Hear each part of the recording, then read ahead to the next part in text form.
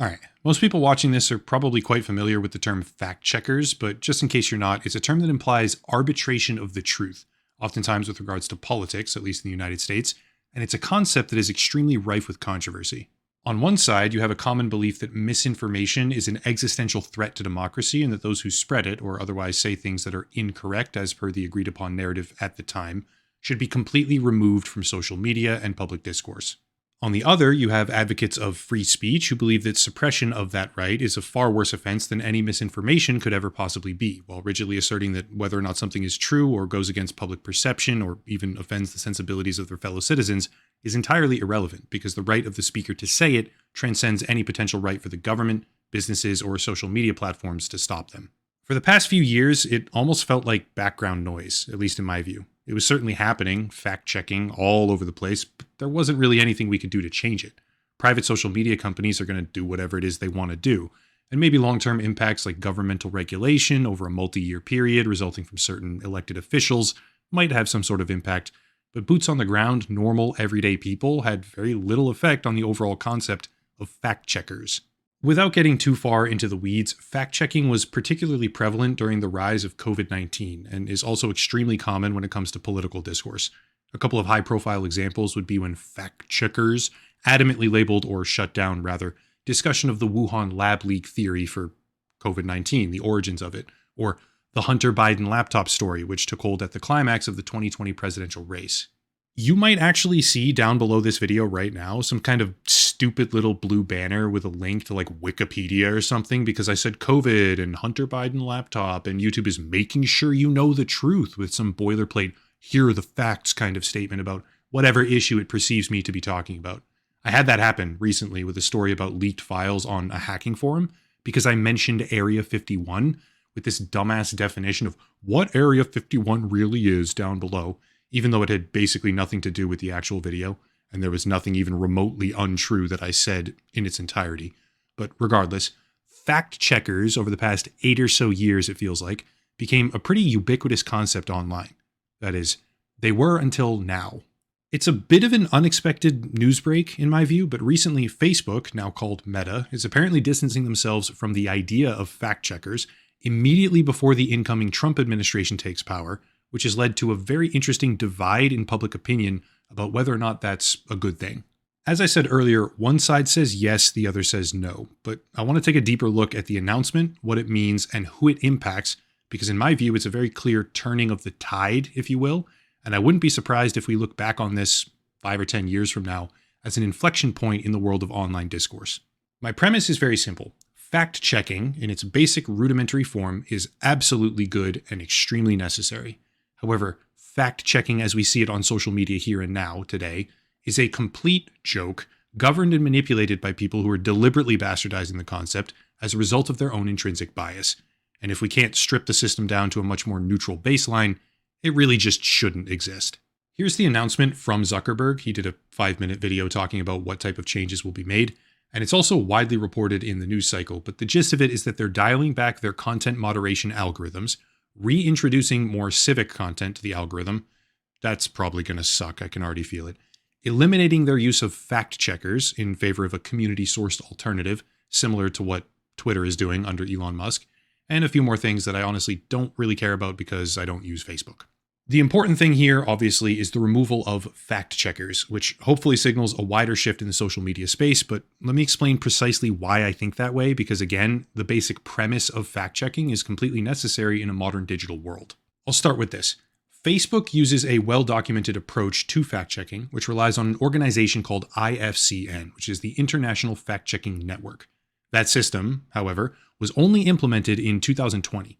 Prior to that, Facebook used more direct partners, such as Snopes.com, for a multi-year period, ending in 2019. Interestingly, Snopes.com is actually one of the signatories for the IFCN, which means that Facebook is actually still working with them to a degree. It's just not a direct link between the two companies. Considering its direct partnership from 2016 to 2019 and its current approved status with the International Fact-Checking Network, Snopes is the example I chose to focus on for today while discussing the concept of fact-checking. Facebook is obviously doing this because it perceives fact-checking to be detrimental to its business. By itself, that means nothing.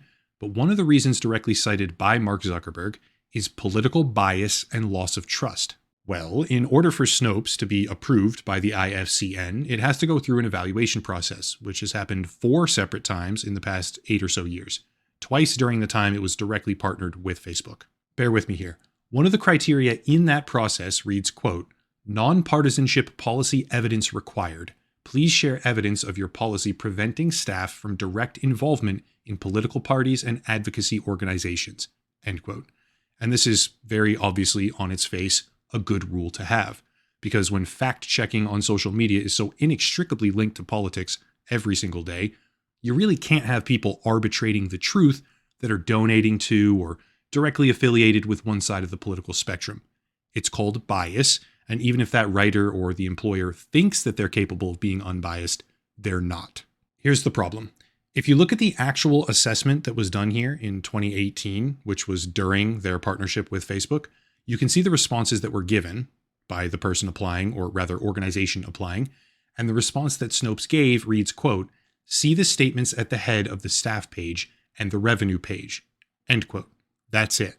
Well, deciding to go down the rabbit hole, because why not go down the rabbit hole, I went and looked at the staff page, where way down at the bottom, there's a note that says, quote, "Members of our editorial staff are precluded from donating to or participating in political campaigns, political party activities, or political advocacy organizations," end quote. That sounds fine, right? But something told me to start checking, so I picked a name and I checked. I picked Jordan Lyles, who is a senior reporter, obviously part of the editorial staff, working at Snopes for the past 8 years in various different positions. And I looked up political campaign contributions, which turned up this right here, showing a bunch of donations by people named Jordan Lyles to various committees and politicians.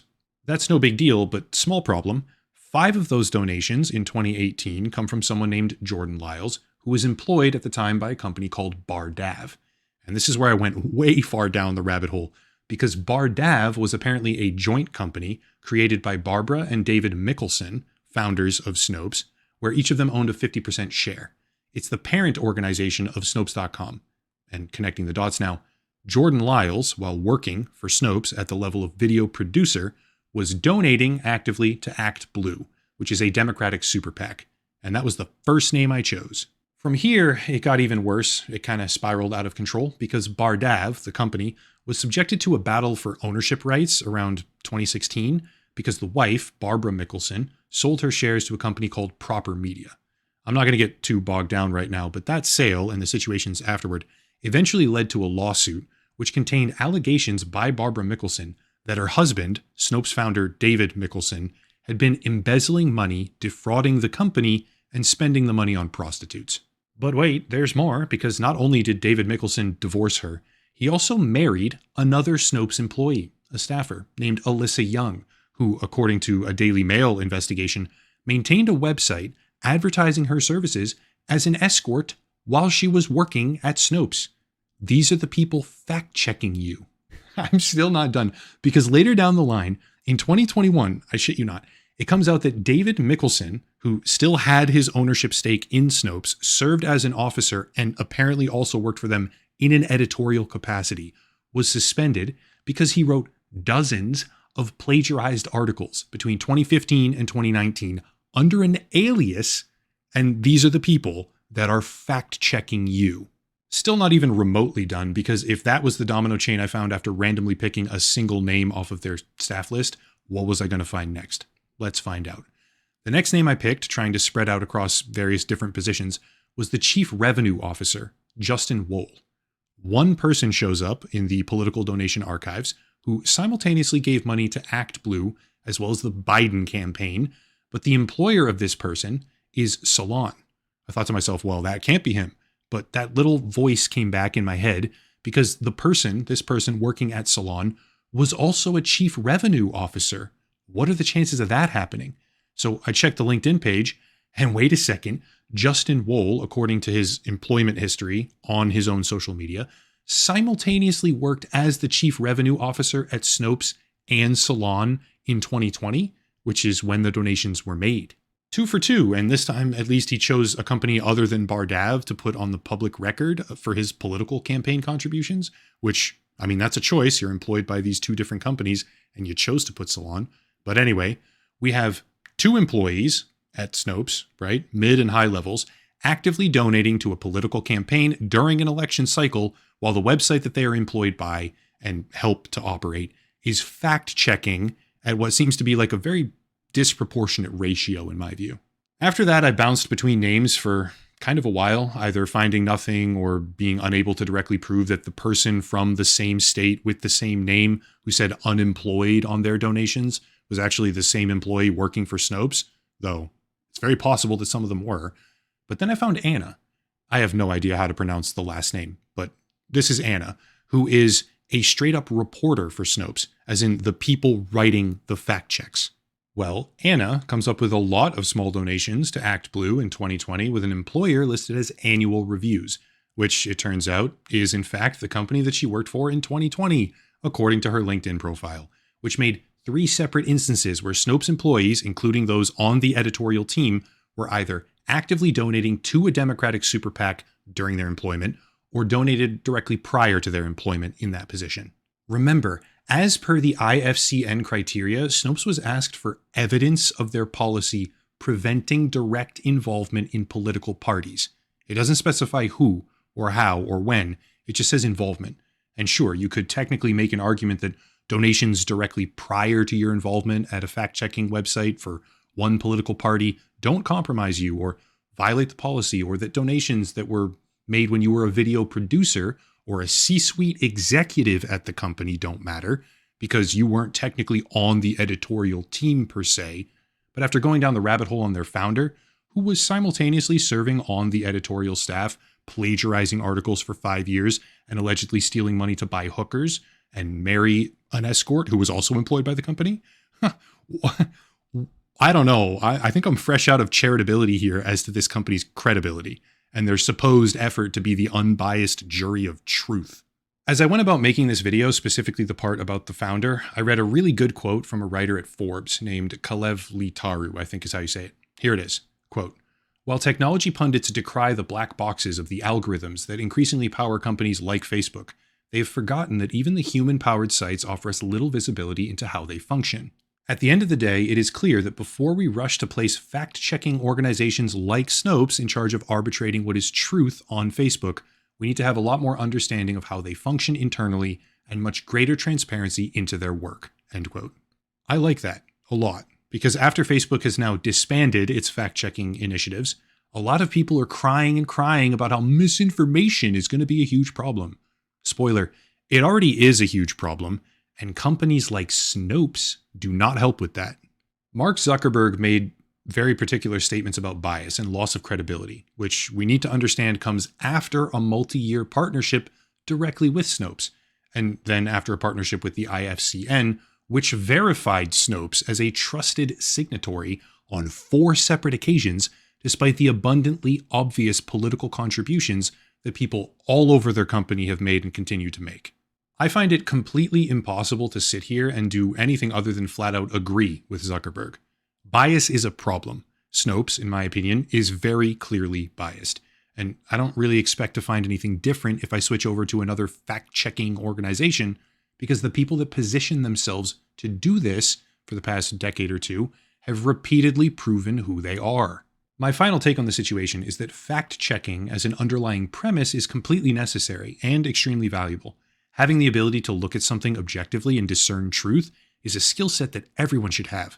But in place of that, if they don't, because not everyone does or even cares to, some sort of unbiased third-party verification would be, in theory, amazing. Sadly, that's not what we have. Instead, we have a particular group of people who sought power for a particular purpose and continuously allow their own bias to infect the work that they do, which led to a complete erosion of trust in basically their entire institution, which is now seeing significant steps towards abolishment. In an article from Wired, we see, quote, "One editor at a US-based fact-checking organization that works with Meta's, who was not authorized to speak on the record, told Wired that Meta's decision is going to eventually drain us out." And further down, stated by the director of the IFCN, which Facebook most recently worked with, quote, "Fact-checkers have not been biased in their work. That attack line comes from those who feel they should be able to exaggerate and lie without rebuttal or contradiction. end quote. But that statement from the director is, fact check, false. Because even the IFCN, at least according to what I see, is failing objectively to properly vet their partners and contributing to an atmosphere where the value of fact-checking is now widely and rightly disputed. As it stands, the industry of fact-checking has sustained a tremendous blow to its reach. Meta Platforms includes Facebook, Instagram, and Threads, which is a clear shift in the atmosphere of who gets to speak and who gets to speak about what. I have no idea if the end result of this new direction is a good thing. No one really does yet, but it's certainly not unexpected. I mean, the announcement was unexpected, but the loss of faith in the institution of fact-checking is not unexpected at all, given how it's gone for the past few years. But yeah, it kind of feels natural considering how obviously the fact-checkers have abused their positions in so many different controversial moments. That's it. The video title says The Death of Fact-Checkers, which I believe may be true from an institutional perspective, and I'm not really sad about it. Community-sourced moderation is a really good thing to try, so let's try it. I hope it works. Of course, they do need to moderate illegal content and other severe infractions, obviously. Of course. But run-of-the-mill theories, speculation, and opinions, especially ones that diverge from the common collective, yeah, we don't need people like Snopes over here to fact-check that. If you want to support the channel, check out the links down below, a special VPN deal, locals and Patreon, channel memberships. I'm trying to branch away from ad revenue, so check those if you want to.